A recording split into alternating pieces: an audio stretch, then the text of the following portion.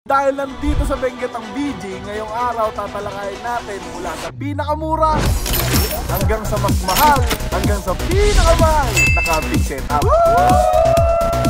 So nandito tayo ngayon sa 300 pesos camping setup by Baby Lakeisha.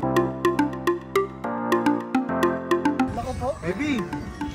Busy boy, nagkoko-melon. Martin! Mali yung interview mo, dati tatay. Ay, hindi ka naman kasi sa loob eh. Alam ko, pero ako bumili niya. Ay, regalo ko sa kanya yun. Ay, gano'n ba? Magkano to, boy? 300 pesos camping tent. Capacity ng dalawang baby. Nag-iisa pa lang, boy eh. O, isa pa lang yan, pero kasya pa ako dyan. Wag na. Oh, baka masira, baka masira. Tapos, pre, hindi na yan. Ay, di ba? Sobrang kumpleto nito. Kahit 300 lang to, wag mong minamali. Kasi pre-kumpleto yan. Uy, May itlog ka na.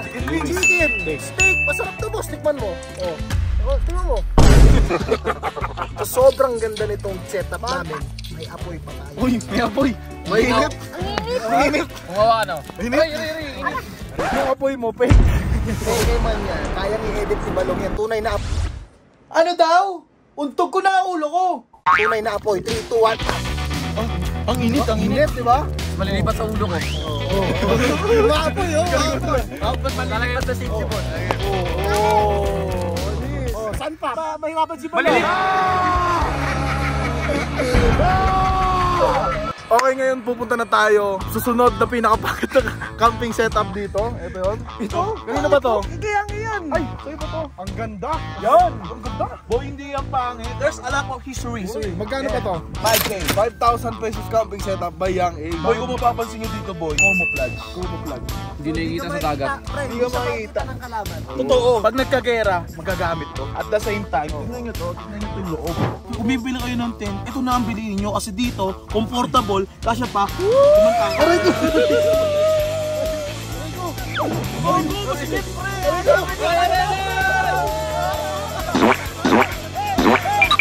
Bakit ang trip nyo? Alam mo, ganda ng setup mo. Bakit pangit yan eh? Hoy boy! Tandaan mo, ito yung ginamit ni Bon sa overnight sa Haunted Hospital. There's a lot of history. So hindi pala nga 5,000 yan. Libre lang pala yung 5,000. Binili to ni Bossing kasama ako eh.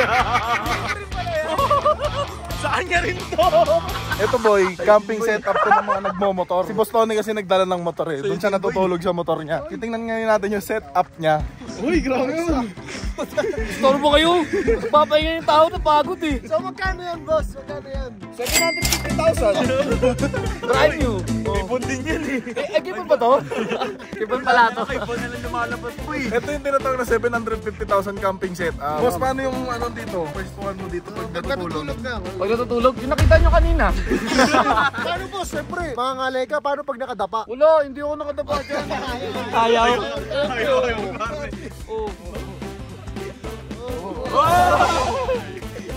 Pero dito talaga natutulog, real talk yun. Pupuntahan naman natin ang car camping setup. Magsisimula yan sa kotse ni Lamin. Kasi sa kotse natutulog si Lamin eh. Maganda yung setup nun. Pakita natin. Kompleto dito, lahat ng gamit nandito. Uy, paano setup mo dyan? Higa lang ako gano'n. Tulog na. Uy, pwede mo pang iangat yung paa. Pangit na setup dito. Ralis tayo? So magkano to? Magkano to? 1.1. Ano 1.5? 500k lang yan, second hand na eh. At least may kotse ako. Tara na. Makabawi pa. Okay, bago natin puntahan ng 5,000 camping setup, dumaan muna tayo dito sa camping setup ni Balong. Oh, Long, itur mo naman kami sa camping setup mo. Uy, grabe. Ang ganda ng setup. Uy, panalo, par. Ang kama niya, damuhan. Oh. Wala, Malambot yun. Wala, di ako masaya. Gusto natin to. Uy, gagawin mo mo. Magkano nagastos mo dyan? Wala. Bigay lang. Bigay lang. Sa akin pala yan. Ito po si. Wala value, wala value. Ito tapon na. Oh no! Uy, go! Pre, huwag nyo naman ganyan eh. Tignan mo yung mga gamit pa dito. Uy, nakakin dyan eh. Mali kasi yung tayo mo ng tent pa ganyan. Kinawawa nyo, pre. Binayaran ka na kanan ka, ginaganyan mo yung tent ko. Ayusin natin. Kawawa naman. Ano tulog dito po yun? Pre, kamusta kayo dito pag sobrang lamig na? Nagbubukas kami ng apoy namin. Binubuksan lang namin to. Ay, mainit talaga yan. Mainit talaga yan. Mainit talaga yan, boy. Matalino. Hindi sila lalamig yung sa camper na. Magkano yung camper mo? Presyo na ito, 150. Bakit? 150 yung pa-wifi doon. Okay, nandito na tayo sa pangalawa sa pinakamahal na camping setup. Ngayon, papakita ko ng aking mga malulupit na technology na nandito sa loob ng kotse ko. Simulan natin sa ilaw na nasa labas. So, meron tayo dito sa labas, solar light. So, itong ilaw na to, umiilaw yan kapag gabi na. Kapag dumating yung araw, automatic mamamatay siya. Ay, shit. Kaya pala high-tech. Kung makikita mo, patay siya. So, ibig sabihin umaga. Uy! Galing. Dito naman, meron akong solar charger ulit. Ito, charger to, no? Malaki kong battery sa loob. So yan pre, nagcha-charge yan gamit lang araw. Oo, ito na, makikita mo dito, Yun So, ito yung charger ko sa loob ng kotse. Nagcha-charge siya ng solar. Kapag may ganito kayo, meron kayong unli na kuryente. Gamit lang pag may araw. Kaya ngayon, binabati ko si Blue Yeti. Blue Yeti, baka naman, bigyan niyo akong katulad ng kay Bob. Ang galing umirit Diba? Pupunta na tayo dun sa higaan. So, welcome sa aking kulambo. Yan. Kulambo. Para hindi makapasok yung lamok. Tama, buksan. Buksan. Meron tayong airbed. Yan. Automatic airbed. Hindi mo na kailangan hanginan. Hinahanginan niya yung sarili niya. Siyempre, para komportable, may unan. May medyas. May basurahan. Para sang bahay na talaga. Ang malapit pa dito boy, may ganito. Uy, maganda to pa. Sige, testing nga natin. Gumagana ba to? Gumagana yan. I-testing natin. Huwag mong testingin, mahal yan.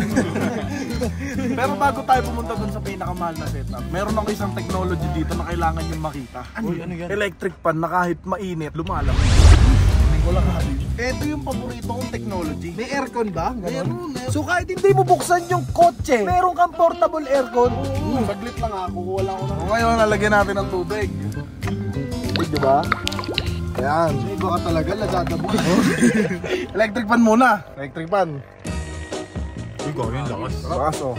Tingnan nyo. Sarap. Okay. Paano pag aircon? Mainit, malamig. Mainit. Ngayon bubuksan natin yung aircon, sasagad ko para. Ay, uma, aircon nga boy. Lamig no? Portable aircon. Ayun o, may lumalabas pa usok. Lumamig siya dahil dun sa tubig pa. Oo. Ito yung paborito ko na electric pan. Talagang masarap ng tulog mo pag ito gamit mo. Share mo nga sa link yan boy, bibili ako. Sige, send ko Ako din.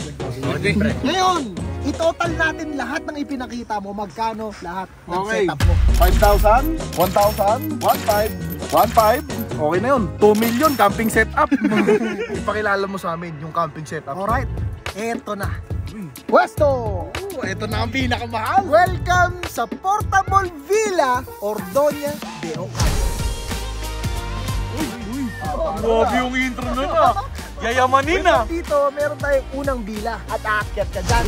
Uy! Ang luwag. Uy, ilang tao ka siya dito? 3 ang max capacity. Paano pag ganito kalaki? Isa lang. Dalawa mo naman pre. Dito par, sobrang komportable. To the point, kapag yan pinarenta natin, Airbnb pa. Uy, Airbnb. Uy. Ayos ah. Nakabayan yun ah. Parang Galing, kasi galing. siyempre mahal din natin yung dapat pagkabuhayan na yan. Magkano per night? Per night ka, 12 yaw. May aircon ba dyan? Alam mo bakit 12 yaw? Bakit? May kasamang kusina. Uy, yung ano. May kasama rin kotse. Tama! Pag nagrenta ka pala niyan, renta lahat. Oh, 12 yaw lang. Ngayon, Hindi kasama kotse, lugi tayo. gawin mong 20. Oh, sarado natin ng 20,000 kasama kotse. 2 nights. Pero pwede ko palang gawin talaga negosyo yan. Ay, na nakaisip na ng business ang puta. Oh, kaya ano pang hinihintay nyo? I-book nyo na si Monster Rap para sa mga trip nyong camping sa mga susunod na trip nyo. Kontakin nyo na si Erwin, bilang manager ko. Ngayon, libutin na natin, may isa pa eh. Welcome sa Master's Villa. Hindi mo makita ang araw. Ang na to. Kapag binok mo to, naka-B8 ka na na makina.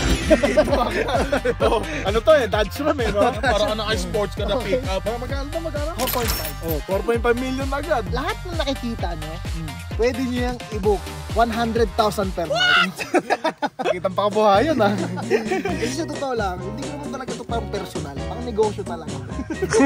Naging pang negosyo eh, no? Siyempre, Master's Villa, kailangan sa taas yan. Kasi mahirap kapag nasa lapag ka nagte-tent eh. May ahas no? May ahas, may mga tipaklong. Hyena. Mahirap yun. Dapat dito pa. Akit tayo. Tama ako. Bam! At dito ang ating kwarto. Yan. Yung mapa na yan, ang sign para libutin ang buong mundo. Diba? Inspirasyon yung mapa na yan eh. Boy, Ang laki na to. Laki talaga nito. Parang kwarto ko na to. Pre, ang malupit pa niyan, pwede mo makita ang araw. Uy, may sunroof. May sunroof, pre. Tapos, pre, 5 capacity ang kaya. Pag higang mahihiyain, pwede hanggang 6, pre, pwede. Pag hindi mahihiyain kasi ganyan, pre. Maluwag pre, tingnan mo yung paano po hanggang dito oh. Tapos nandun yung ulo. Sagad to, pre. Sagad. Pre, dito talaga yung comfortability level mo sobrang taas. 100,000 per night, i-book nyo na. Message nyo na lang ako ha. Seryoso na pala talaga. Joke lang yun. Pero kung gusto nyo, tara, pag-usapan natin. Let's talk about business. Okay guys, nakita nyo na yung mga camping setup ng BG. Nakita nyo naman kung gaano kamamahal. Kain muna tayo sa kitchen. Uy, nandiyan ka ba? Sige na pre, subscribe. Tanga.